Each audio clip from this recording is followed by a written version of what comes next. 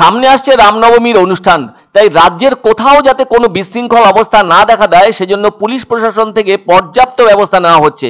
এ ব্যাপারে একাধিক বৈঠকও হয়েছে পুলিশ প্রশাসনের সাথে, ফলে সমগ্র পরিস্থিতির উপর নজর রাখা হচ্ছে বলে বুধবার এক সাংবাদিক সম্মেলনে জানালেন কলকাতা পুলিশের নগরপাল মনোজ ভার্মা। কেননা দিন কয়েক আগে রামনবমী নিয়ে শুভেন্দু অধিকারী যে ধরনের হুঁশিয়ারি দিয়েছিলেন তাতে যথেষ্ট সতর্ক রয়েছে কলকাতা পুলিশ।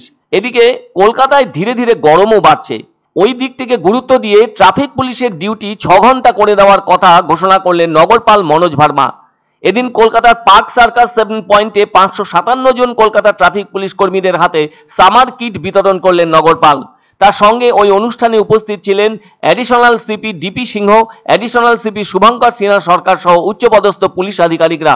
এদিন ওই বিতরণ করা সামার কিটে রয়েছে জলের বোতল, ওআরএস, সানগ্লাস এবং ছাতা। নগরপাল জানান, বর্তমান পরিস্থিতিতে গরম প্রায় 37 ডিগ্রি সেলসিয়াসের কাছে দাঁড়িয়েছে, ফলে ট্রাফিক পুলিশে যারা কাজ করছেন তাদের অনেক কষ্ট হচ্ছে। তাই শুধুমাত্র গরমকালের জন্য তাদের ডিউটির সময়সীমা কাটছাট করে মাত্র 6 ঘন্টা করে দেওয়া হলো বলে জানালেন কলকাতা পুলিশের নগরপাল মনোজ ভার্মা। এদিন তিনি যাদবপুর বিশ্ববিদ্যালয়ের ঘটনায় ছাত্র গ্রেপ্তারি প্রসঙ্গেও মুখ খোলেন। তিনি বলেন, একজনকে গ্রেপ্তার করা হয়েছে, তদন্ত প্রক্রিয়া চলছে, আরো বেশ কয়েকজনকে নোটিশ করা হয়েছে, দফায় দফায় তাদেরকে ডাকা হবে বলেও জানালেন তিনি। এছাড়াও এদিন ফেক পাসপোর্ট করার জন্য 69 জনের বিরুদ্ধে লুকআউট নোটিশ জারি করা হয়েছে বলেও জানান তিনি। তার মধ্যে কিছু জন বিদেশে পালিয়ে গেছেন বলেও জানান নগরপাল। তাদের বিরুদ্ধে আইনি প্রক্রিয়া সংক্রান্ত ব্যবস্থা গ্রহণ করা হবে বলেও পরিষ্কার জানিয়ে দিলেন নগরপাল মনোজ ভার্মা। তবে রামনবমীর এখনো বাকি 17 দিন, ফলে সময় আছে। আসলে রামনবমী হলো অযোধ্যার যুবরাজ রামচন্দ্রের জন্মগ্রহণ উদযাপনের দিন। রামচন্দ্র হলেন বিশাল। বর্তমানে রামনবমীর অনুষ্ঠান যথেষ্ট জমজমাট হয়ে থাকে। আবার ওই 6 এপ্রিল তো ইডেনে কেকেআর বনাম লখনৌ সুপার জায়ান্টের মধ্যে ম্যাচ আছে আইপিএল এর। সেদিন তো পুলিশের কাজের চাপ দারুণভাবে বেড়ে যাবে। যতদূর জানা গেছে, রাজ্যের পরবর্তী বিধানসভা নির্বাচনের আগে শেষ রামনবমী এবছর। ঘটনাচক্রে এবার রামনবমী ও বিজেপির প্রতিষ্ঠা দিবসের তারিখও মিলে গেছে। তাতে রাজ্যের সাম্প্রতিক ইতিহাসে রামনবমী উদযাপনের সব আয়োজনকে এবার নাকি ছাপিয়ে যাবার পরিকল্পনা করেছে সংঘ পরিবার। শোভাযাত্রার আকার আগের চেয়েও বাড়ানোর লক্ষ্যমাত্রা নেওয়া হয়েছে। আবার এমনও শোনা যাচ্ছে, রামনবমী তো শুধু সংঘের অনুষ্ঠান নয়, সমগ্র হিন্দু সমাজের অনুষ্ঠান।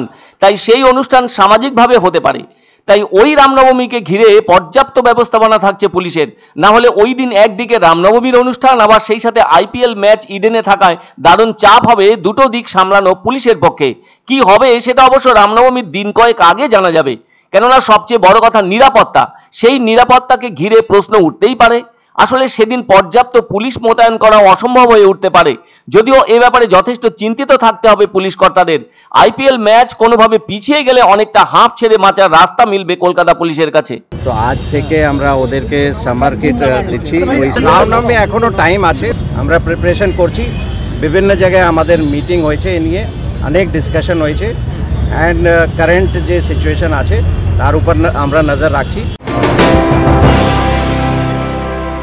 পছন্দসই সেরা খাবার খেতে হলে সোজা চলে আসুন রুচিসম্মত আধুনিক মানের রেস্টুরেন্ট রাজদরবারে। কেননা এখানেই আপনারা পাবেন ভোজনের রাজকীয় অনুভূতি। শুধু পুজোর সময়ই নয়, সারা বছরই রকমারি খাবার সরবরাহ করাই এই রেস্টুরেন্টের আভিজাত্য। আমাদের ঠিকানা রাজদরবার, রাহুতবাড়ি, বাবুপাড়া, জলপাইগুড়ি। আমার বাংলা আমার রান রাজ্য স্তরে 10 কিমি দৌড় প্রতিযোগিতা এবার জলপাইগুড়িতে 23শে মার্চ রবিবার।